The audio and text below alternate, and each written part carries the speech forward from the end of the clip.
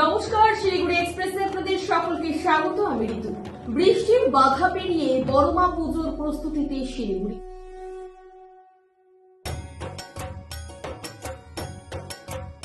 নৈহাটির বড়মা এবারও শিলিগুড়ির পুজো মণ্ডপে। নিউ পালপাড়ার মহামায়া স্পোর্টিং ক্লাব তৃতীয়বারের মতো গড়ছে এই প্রতিমা।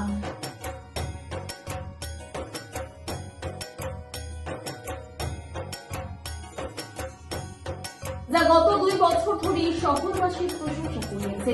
এবছর তাদের কালী পুজো 47তম বর্ষ। আর নৈহাটির ধাঁচে পুজোর আয়োজন যেন বিশেষ মাত্রা যোগ করেছে। রথযাত্রা দিন কাঠামো পুজোর মধ্য দিয়ে শুরু হয়েছে প্রতিমা গড়ার কাজ।